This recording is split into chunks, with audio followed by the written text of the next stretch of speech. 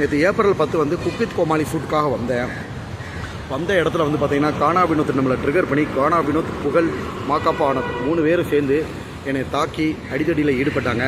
அது மட்டும் இல்லாமல் மாக்காப்பா வந்து பார்த்திங்கன்னா மாக்காப்பா ஆனந்த் என்னும் நபர் குடிபோதையில் இரும்பு ராடால் என் காலில் அடித்து ரத்த காயமாயிருக்கு. குக் வித் கோமாளி நிகழ்ச்சி ரொம்பவே நல்லா ஒளிபரப்பாயிட்டு இருக்கிறது எல்லாருக்குமே தெரியும். இந்த நிகழ்ச்சியோட ஷூட்டிங் ஸ்பாட்ல கம்பியால என்ன அடிச்சுட்டாங்கன்னு மாக்காப்பா ஆனந்த் அவர் மேலையும் கானா வினோத் அவர் மேலையும் புகழ் மேலையும் போலீஸ்ல திவாகர் அவர் புகார் கொடுத்திருக்காரு. ஷூட்டிங்ல என்னதான் நடந்துச்சு அப்படிங்கறத அவர்கிட்ட கேள்வியா கேட்டிருக்காங்க.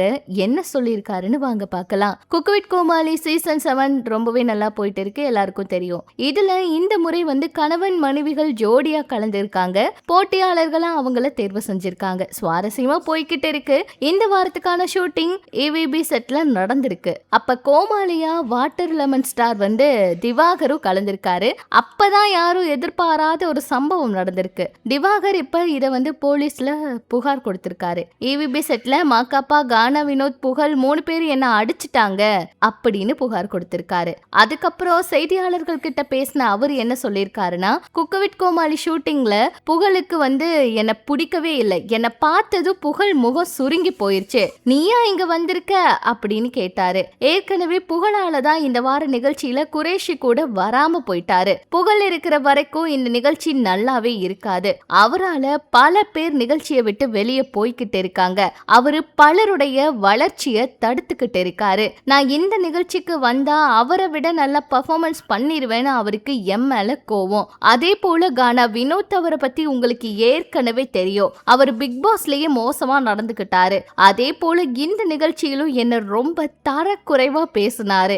என்ன மட்டும் இல்ல, என் குடும்பத்தை பத்தியும் பேசினாரு. இந்த நிகழ்ச்சியை தொகுத்து வழங்குற மாக்காப்பா குடிச்சிட்டு வந்து இந்த நிகழ்ச்சிக்கு வந்திருந்தாரு.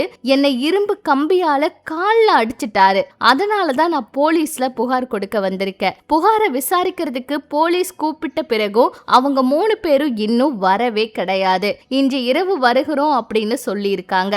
அது வரைக்கும் நான் இங்க தான் இருப்பேன். அவங்க என்ன அடிச்சு விரட்டுனாங்க, ஆபாசமா பேசினாங்க, அதுக்கு நியாயம் கிடைக்கணும் அப்படின்னு ஆதங்கத்தோட திவாகர் அவரு பேசியிருக்காரு. இது குறித்து புகழ், கானா வினோத், மாக்காப்பா என்ன பதில் சொல்ல போறாங்க அப்படிங்கிறது கேள்வியா இருக்கு. திவாகர் அவர் வந்து சில விஷயங்கள் பண்றது ஓகே தான், ஆனா அவரு இந்த மாதிரி விஷயங்கள்ல பொய் சொல்றதுக்கு வாய்ப்பே இல்ல. ஒருவேளை இதெல்லாம் நடந்திருக்குமோ அப்படிங்கறத ரசிகர்களுடைய கேள்வியாவும் இருக்கு. மாக்காப்பா ஆனந்த் குடிச்சிட்டு வந்திருக்காரு, அதுவும் செட்டுக்கு குடிச்சிட்டு வந்திருக்காரு அப்படின்னு திவாகர் அவர் சொல்லியிருக்க விஷயங்களுக்கெல்லாம் அவரு என்ன பதில் கொடுக்க போறாருன்னு பொறுத்திருந்து பார்க்கலாம். தன்னை அடிச்சதாவும் இந்த புகார்ல அவரு சொல்லியிருக்காரு.